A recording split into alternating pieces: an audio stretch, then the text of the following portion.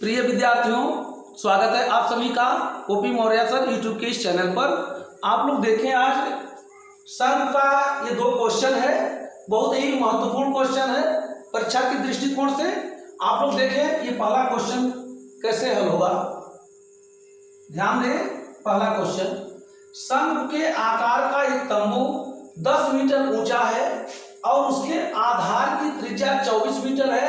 तंबू की तिर्यक ऊंचाई ज्ञात कीजिए। तो पहले इसमें नोट कर लिया जाए क्या क्या दिया है और क्या ज्ञात करना है। तो दिया हुआ है, दिया है शंख के आकार का एक तंबू है, 10 मीटर ऊंचा है, अर्थात ऊंचाई दिया है, ऊंचाई h बराबर 10 मीटर। फिर क्या दिया है, और उसके आधार की त्रिज्या, तो त्रिज्या दिया हुआ है, त्रिज्या r बराबर दिया हुआ है 24 मीटर। ठीक ना। कह रहा है तंबू की तिर्यक ऊंचाई ज्ञात कीजिए। तंबू की तो तिर्यक ऊंचाई, तिर्यक ऊंचाई L बराबर एक क्वेश्चन मार्क। ठीक ना। तो हम ये कोशिश करेंगे, देखेंगे कि तिर्यक ऊंचाई का क्या सूत्र होता है। तो तिर्यक ऊंचाई का, तिर्यक ऊंचाई L बराबर होता है करड़ी में r square plus h square, r square plus h square. अब हम इसको जो है इसी सूत्र में r का मान और h का मान रख देंगे। r का मान दिया हुआ है जो है 24, तो 24 का वर्ग धन h, ये 10 का वर्ग 10 दिया हुआ है। अब जो है 24 का वर्ग क्या होता है, ठीक है। तो 24 गुणे 24 कर ले, तो 4 चौका 16 को 6 आप लगाइए, 4 दूना 8 एक 9 और 4 दूना 8 2 दूना 4, ये 6 हो गया, 9 8 70 को 7 8 में 4 है 5। ठीक है, 576, ये 576 हो गया। और ये 10 का वर्ग 10 दहाई 100। ठीक ना।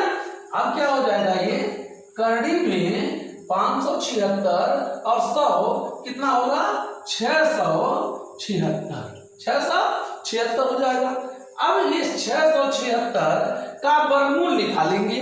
क्या करेंगे, वर्गमूल निकालेंगे।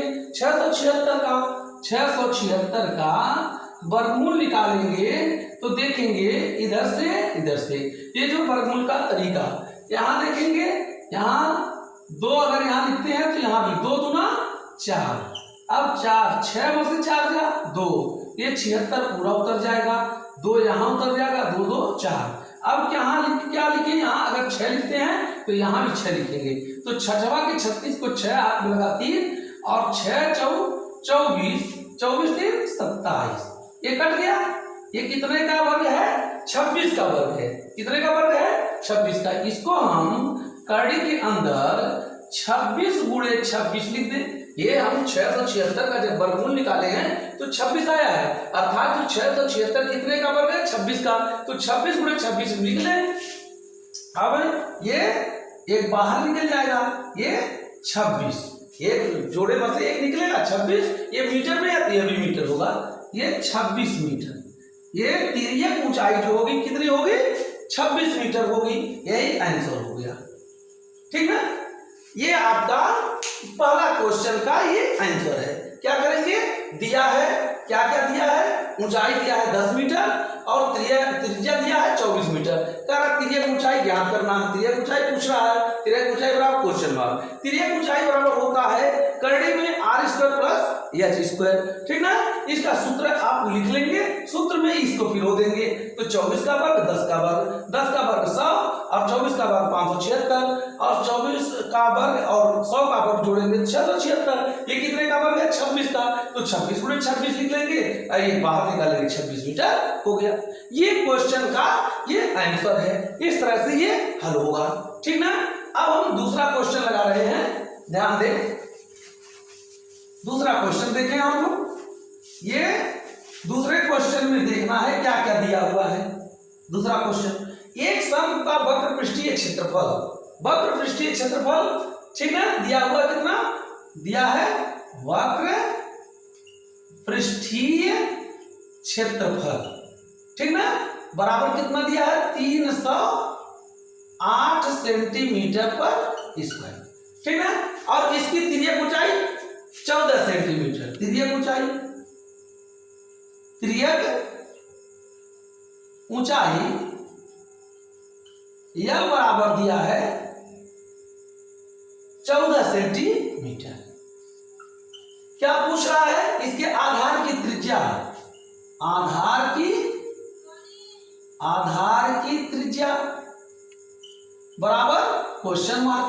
फिर कह रहा है कुल पृष्ठीय क्षेत्रफल अर्थात संपूर्ण पृष्ठ, कुल पृष्ठीय क्षेत्रफल अर्थात संपूर्ण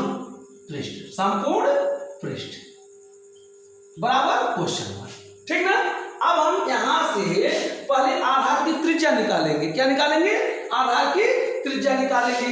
कैसे निकालेंगे, ध्यान दें, वक्र पृष्ठीय क्षेत्रफल होता है पाई आर एल, पाई आर एल बराबर दिया है 308, ठीक ना।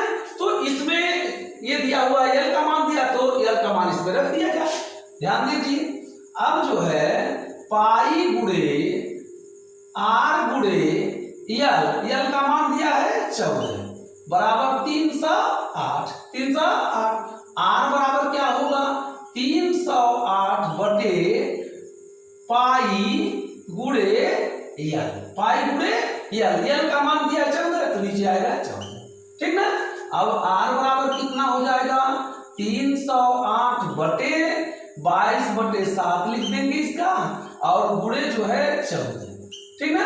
तो 7 दूना 14, अब कितना हो जाएगा 308 बटे 22 दूना 44, ठीक ना, 22 दूना 44। अब 308 में 44 से भाग दें, 44 से कितने बार जाएगा देखते हैं।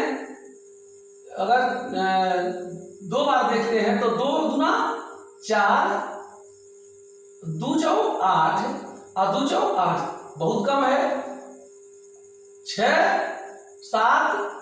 7 बार देखें, 7 चौक 28 को 8 हाथ में लगा दो, और 7 चौक 28 2 30, क्या बार जाएगा 7 बार जाएगा। कितनी बार जाएगा 7 बार जाएगा। 7 चौक 28 को 8 हाथ में लगा दो, और 7 चौक 28 2 30, ये कट गया, ठीक ना। तो 44 से कितनी बार में कटा, 44 से 7 बार में कटा, अर्थात आर बराबर कितना आया 7 सेंटीमीटर। कितना आया 7 सेंटीमीटर। त्रिज्या का मान आ गया 7 सेंटीमीटर। अब हम क्या निकालेंगे, निकालना यहाँ क्या है कि कहना है कुल पृष्ठीय क्षेत्रफल अर्थात संपूर्ण पृष्ठ। तो ध्यान दें आप लोग, यहां हम लगा दे रहे हैं संपूर्ण पृष्ठ या कुल पृष्ठीय क्षेत्रफल बराबर होता है संपूर्ण पृष्ठ बराबर होता है पाई आर कोष्ठ में L plus R, pi R कोष्ठ में एल प्लस आर। इसी में मान रख दीजिए, पाई गुणे आर का मान कितना दिया 7, और कोष्ठ में एल का मान कितना दिया है 14, आधन आर का मान 7, ठीक ना। पाई गुणे 7 14 और 6 20 है 21, ठीक ना। अब क्या करेंगे, ये 22 बटे 7 गुणे 7 गुणे 21, ध्यान दें 22 का मान 22 बटे 7 और गुणे 7 है गुणे 21, तो 7 से 7 कट गया, 7 से 7 कट गया, कितना बचा 22 गुणे 21, 22 गुणे 21 बराबर हो जाएगा 22 से करना 22 को 2 हाथ में लगा दो, और 22 गुना 44 45 46, 462 सेंटीमीटर पर स्क्वायर, ये आंसर हो गया, ठीक ना। ध्यान दीजिएगा, संपूर्ण पृष्ठ या कुल पृष्ठीय क्षेत्रफल का सूत्र होता है पाई आर कोष्ठ में एल प्लस आर। आर का मान यहाँ निकल गया है, आर का मान यहाँ रख दिया गया, और आर का मान यहाँ रख दिया गया, यहाँ 21 आया, पाई गुणे 7, पाई गुणे 7, और पाई का मान 22 बटे 7 गुणे 7 गुणे 21 बराबर 7 से 7 कट गया, 22 गुणे 21 बराबर 462 सेंटीमीटर पर स्क्वायर। ये आंसर आ गया संपूर्ण पृष्ठ का, ठीक ना। तो यहाँ निकल गया त्रिज्या भी निकल गया और यहाँ संपूर्ण पृष्ठ भी निकल गया। तो सबसे महत्वपूर्ण है ये सूत्र याद करना। ये आपको अगर सूत्र आता रहेगा तो बड़े आराम से आप क्वेश्चन लगा सकते हैं। यहाँ वक्र पृष्ठीय क्षेत्रफल बराबर होता है पाई आर यल, पृष्ठीय क्षेत्रफल बराबर होता है पाई आर यल। ये भी याद रहना चाहिए, याद रहेगा तभी आएगा, ठीक ना। आप लोगों को ये वीडियो अच्छा लगे तो आप लोग लाइक करें, सब्सक्राइब करें। धन्यवाद।